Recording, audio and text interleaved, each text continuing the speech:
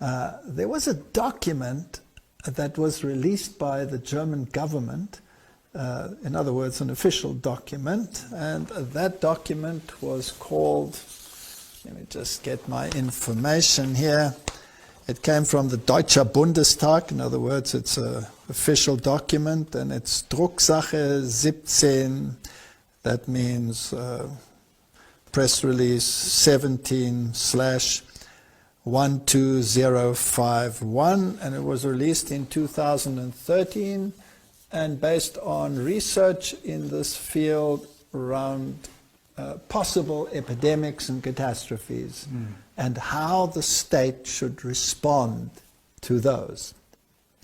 And I found this document so fascinating, because it comes from 2012. Yes. So, you know, that's 8 years ago. That's quite a long time ago. And the first part of the document deals with flooding, and what the governmental response should be should there be a large amount of flooding. And then the second half of the document deals with risk analysis and protecting the population against a pandemic by a virus such as Modi SARS. And I have the document before me, and I find it fascinating because it is like a blueprint of what we are seeing in the world today. In fact, it mirrors it so exactly, it's like a script.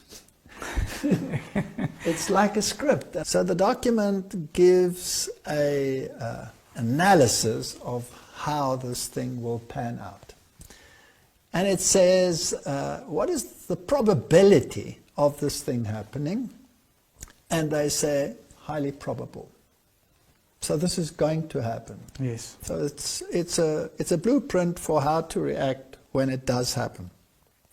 They have a table right in the beginning where they look at the ramifications and the damage that will be caused by such an outbreak. And they later on in the document give you the numbers that are involved. Now, Angela Merkel just recently had a public announcement where she had a very grave appearance and said that 70% of the people will probably be affected by this virus. If you go back to this graphic representation of what the effect will be, it is divided into categories of what is the effect on the human being, what is the effect on the environment, what is the effect on the economy, and what is the other effects, and we'll talk about some of them. Now, deaths. They're talking here about categories from A to E, and the maximum there in E is supposed to be around about 7.5 million deaths as a consequence. So the impact, they say, on humanity is going to be very high, with millions, 7.5 million probable deaths, injured or people that are sick in the same number, in the same category, and those that need help, again, maximum. So we're talking in the millions. And then a very interesting category, those that went missing. Yeah. And that is a relatively high number, so if we consider that the maximum here is 7.5 million, then the number of missing people here could be between a third and half of that. Yes. So that's quite a number of people just gone missing. And they explain it by saying, well, maybe they were on a trip and didn't come back or whatever. They're just gone. So the damage lies with human beings. Yes. And then the next one is a very interesting category with maximum damage, and that is the economy, the people's economy. Yes. In other words, the man on the street. Not necessarily the big companies, but the general economy. It seems to have a major impact. And then also impact on the public order will be very high. That means you can expect disobedience, civil disobedience, you can expect riots, you can expect all of these things. And the political ramifications will be massive. And the psychological ramifications will be massive. And then cultural heritage sites, they won't be affected at all.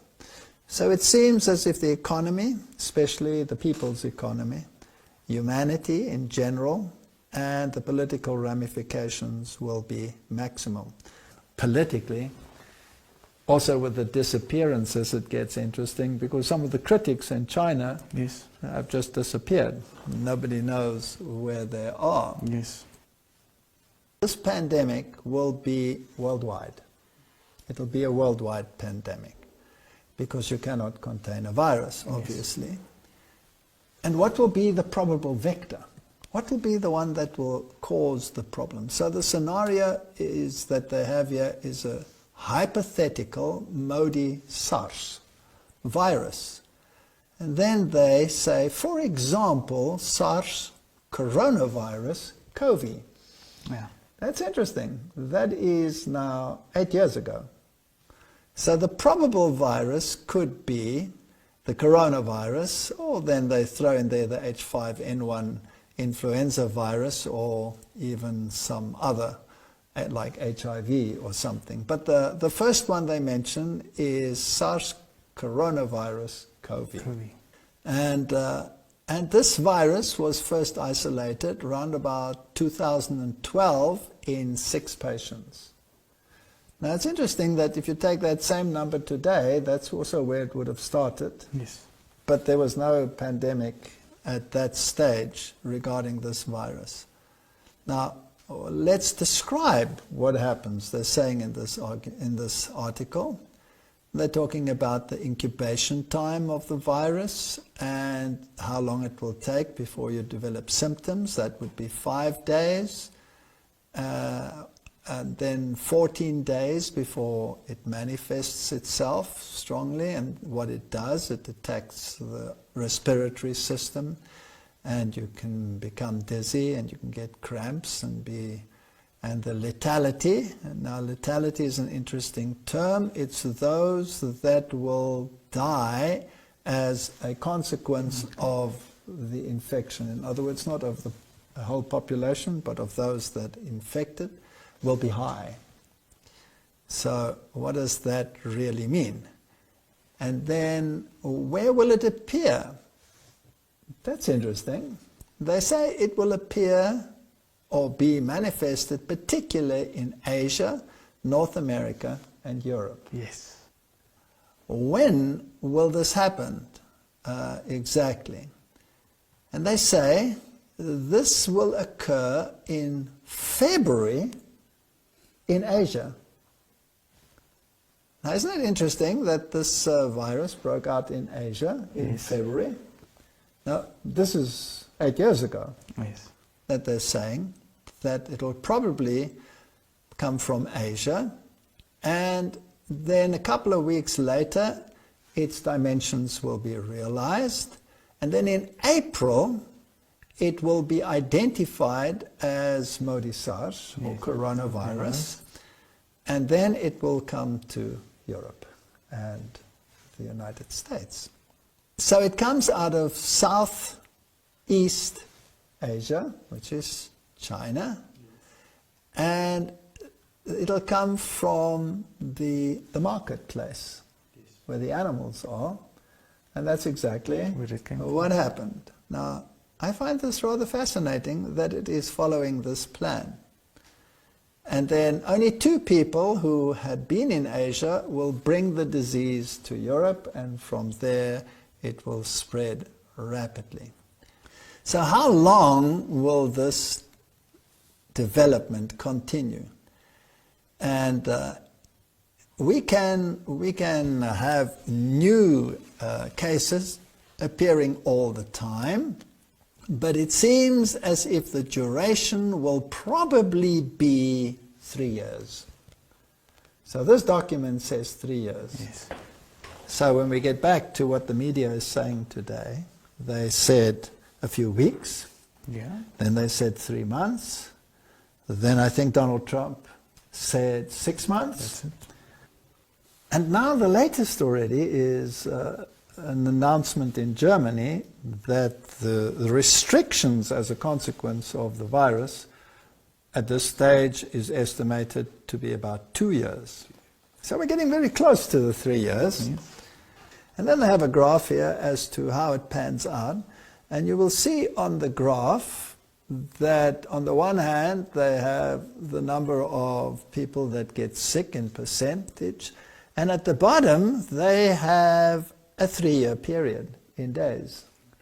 So there's 360 days, that's 1 year, and then they'll have 2 years and 3 years. So they are planning for a 3-year period for this virus. So the next question is, what measures will be put in place to curtail the virus? Well, one of the first one, of course, is quarantine. Yes. And particularly self-quarantine. Now, it's interesting that as we go through this, you'll see this is exactly how it was handled. So Yes. this is the blueprint, and as far as I can see, we are following the blueprint to a T Yes. at the moment. It will be isolation and home isolation. And then there will be there will be a reduction in your basic rights. Now here's a list that is fascinating. And the right to your privacy in your home will also be curtailed. In other words, even within your home sphere, the arm of the law will be noticeable. And the freedom, your basic human freedom, will be curtailed. Yes. Furthermore, by government decree, people can be compelled to be subjected to inoculation, for example, or other measures which they might prescribe. Okay, so they say that the ramifications in terms of your social life will be astronomical. Yes. Astronomical. In other words, let's put it bluntly, life will change completely. Now, not just for a week or a month, but we're talking years. So the tourist industry will be terribly affected. Yes. Now, where we live, in my part of the world, this part of the world survives 100% almost on the tourist industry. Yes. So if this really pans out the way that they are saying, then I think there will be serious repercussions in the area where we will live. So which areas will be particularly affected? The energy sector, for example, electricity, gas, and mineral oils, etc., should not be affected. So that'll continue. Telecommunication and information, that will continue. As far as air traffic is concerned, there will be massive repercussions. Yes. The only flights that will probably still be allowed would be freight flights. As far as the shipping industry is concerned, freight will continue, but of course wherever people come together, that will be curtailed. So the tourist industry, and then they go into the various categories, and then they also talk, interestingly, about traffic. In other words, the number of cars on the road. Initially, that'll increase dramatically because people won't be able to take part in public transport, because that's when people come together. Yes. And because that will put an extra load on the roads, there will have to be restrictions in terms of that as well. And there will be massive logistical problems in bringing food into the area, because some borders will now be activated that might not have been activated before. There will be, of course, massive impacts on the medical sphere and on pharmaceuticals. Also very interesting is nutrition. Now, the production of food will continue, but it will be majorly impacted because the people will be sick, the farmers will be sick, some of them will be dying, so there will be a massive reduction, including the massive reduction of food coming into the area. So it seems as though a simplified lifestyle is on the cards. Yes. And life as usual with luxury and all of those things will be a thing of the past. It reminds me of the regulations in the Second World War, Yes. or even in the First, Yeah. when there were such major restrictions on food. And for example, certain luxury items like flour, white flour, was not allowed. It was forbidden by law. Yeah. Only the military was allowed to get some of these things. And you know what's fascinating? In Sweden, for example, and in Norway, in the Nordic countries, all the meat and all the pork production was confiscated because Yes. it went to the military. In the World War. During the World War, Yes. yes, when the Nazi regime was trying to take over the world. All of those food items went to the military, and the people had to revert to a very simple lifestyle. And disease dropped dramatically. Yes. Yes, heart disease, cancer, the graph just dropped precipitously. And the people were healthy. But in the military. It just rose like crazy. So the airlines will no longer operate for touristic travel or travel in general. Your household will be affected. Life will change. Yes, and it's already, Boeing is asking for $1 trillion bailout to just keep afloat. In fact, in the document they say that governments will probably have to bail out, and other statements on the internet, Yeah. that governments will have to bail out these large industries or else they will not survive. And then, of course, the psychological effects. You will have to keep away from large groups of people, so we're restricting them to below 100, and later maybe to below 50. So freedom of association will change. Now, that is also a way, besides preventing the spread of disease, to control people, Yes. so that you don't have anarchy developing under these conditions. And if the hand of the law stretches right into your home, now what if it stretches all the way to your communication? Isn't there a law to be passed in Israel now that your cell phone will be monitored? What is that all about? It says the government okays a mass surveillance of Israelis' phones to curb coronavirus. So there's a lot of legislation that is being put in place, and surveillance that has been perfected to a T in China. Yes. And that same technology is available in the rest of Most the world. countries in the world already. Exactly. Can be used in this situation as well. So you're not allowed to have this association, and you have to avoid public life, the things that happen in public life. Sport will be influenced, all of these. And of course, your permission to be in certain places at certain times.